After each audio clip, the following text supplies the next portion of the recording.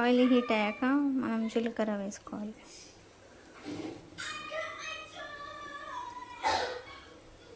జీలకర్ర వేగాక ఆనియన్స్ వేసుకున్నాం. 1/2 kg బీరకాయకి 2 మీడియం సైజ్ ఆనియన్స్ అయితే సరిపోతాయి.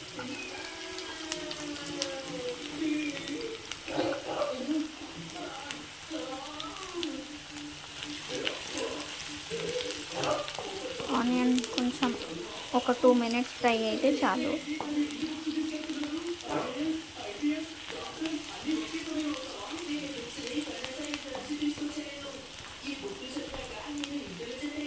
ఆయిల్ ఎందుకు బురుగు వస్తుందంటే ఇది పట్టించిన సన్ఫ్లవర్ ఆయిల్.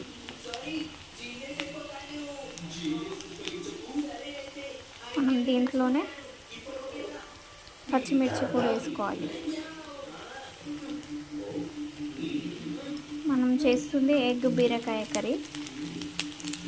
సో బీరకాయలో పచ్చిమిర్చి అన్నీ కలిసిపోతాయి, తెలవకుండా ఉంటుంది కాబట్టి ఇప్పుడే ఫ్రై చేస్తే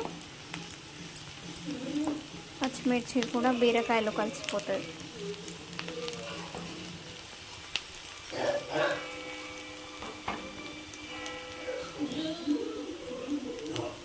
ఆనియన్ ఇంకా కొంచెం వేగాక అల్లం వెల్లిపాయ పేస్ట్ వేసుకుందాం. ఆనియన్స్ వేగాయి, ఈ మాత్రం వేగితే చాలు ఈ కర్రీకి. ఇప్పుడు అల్లం వెల్లిపాయ పేస్ట్ వేసి ఫ్రై చేసుకుందాం.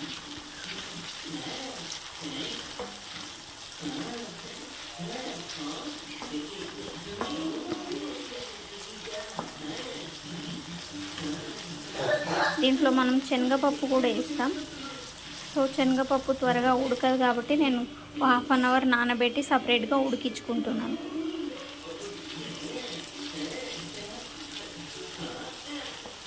అల్లం వెల్లిపాయ పేస్ట్ కొంచెం లైట్గా ఫ్రై అయ్యాక శనగపప్పు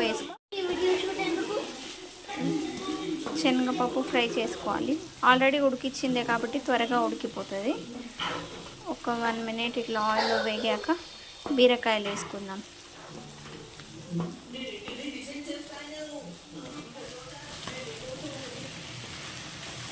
శనగపప్పు వేగాక బీరకాయ వేసుకున్నాను. బీరకాయ త్వరగానే మగ్గిపోతుంది.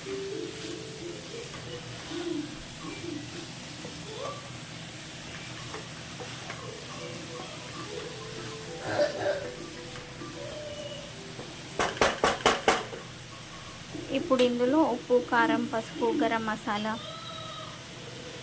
ధనియాల పొడి ఏం అవసరం లేదు. దీంట్లో ఆల్రెడీ గరం మసాలా, ధనియా పౌడర్ ఉంటుంది కాబట్టి సరిపోతుంది. ఇది కొంచెం వేగాక అవన్నీ స్పైసెస్ యాడ్ చేసుకుందాం. సో బీరకాయ కొంచెం ఉడికాక ఇప్పుడు నేను ఉప్పు, పసుపు, కారం, గరం మసాలా వేసుకున్నాను.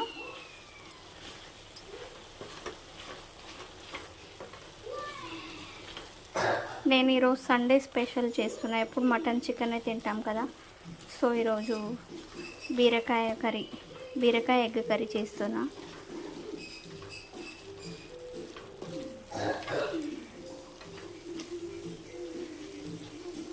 నేను ఉప్పు, కారం, పసుపు అవన్నీ ఎగ్కి కూడా సరిపడా దీంట్లోనే వేసేసుకున్నా.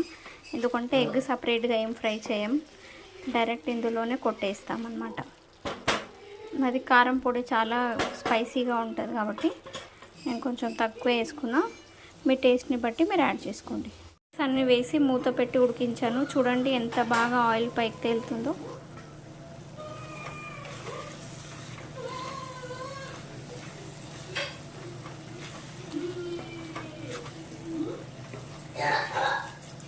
ఇంకొక 2 minutes స్పైసెస్ అన్నీ ఫ్రై అయ్యాక కొంచెం వాటర్ పోసుకుందాం.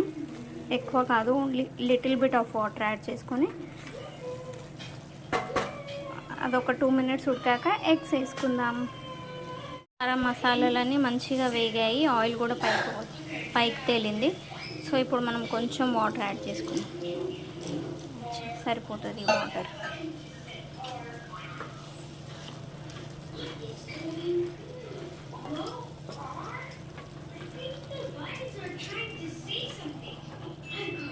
See if there's more lights.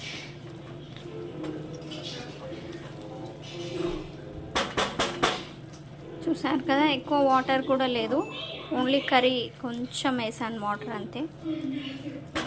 ఇప్పుడు మళ్ళీ మూత పెట్టి ఉడికిద్దాం. ఇప్పుడు మూత తీసి చూద్దాం. చూడండి, వాటర్ వేసి ఉడికించుకున్నాం కదా. సో వాటర్ వేసి ఉడికించేసుకున్నాం, బీరకాయ కొంచెం వాటర్ వేసినాం. ఇప్పుడు ఇందులో ఎగ్స్ పగలగొట్టి వేద్దాం. కొంచెం హోల్ లాగా చేసుకొని నేనైతే 6 ఎగ్స్ యాడ్ చేస్తున్నాను. మీ ఇష్టం, మీ ఇంట్లో ఎంతమంది ఉంటే దాన్ని బట్టి మీరు ఎగ్స్ యాడ్ చేసుకోండి. సో చూసారా, నేను ఎగ్స్ యాడ్ చేసుకున్నాను. ఇప్పుడు ఎగ్స్ ఏం పగలగొట్టాం, జస్ట్ మధ్యలో కొంచెం ఇలా కదిలిస్తామన్నమాట. సో ఉప్పు కారం మసాలా అనేది వాటిలోకి వెళ్ళడానికి.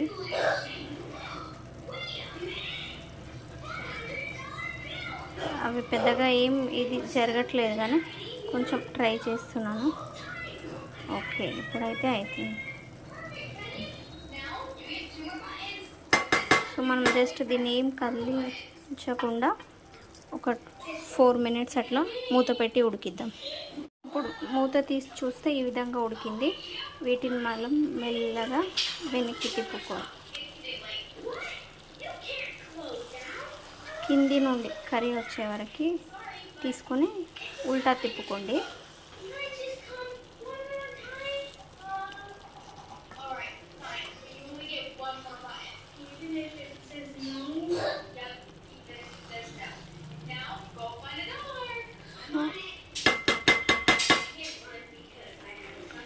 ఈ విధంగా తిప్పుకున్నాం అన్నమాట. మనం తిప్పుకొని మళ్ళీ మూత పెట్టి ఉడికించుకుందాం. మూత తీసి చూద్దాం రండి ఎలా ఉందో కర్రీ. చూసారా ఎంత బాగుంది బీరకాయ ఎగ్ కర్రీ.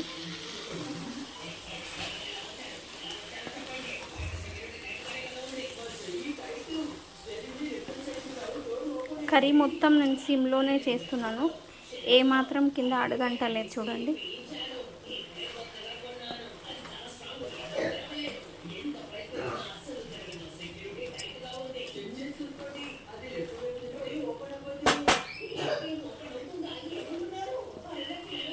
చూడండి మొత్తం కర్రీ ఎంత బాగుందో.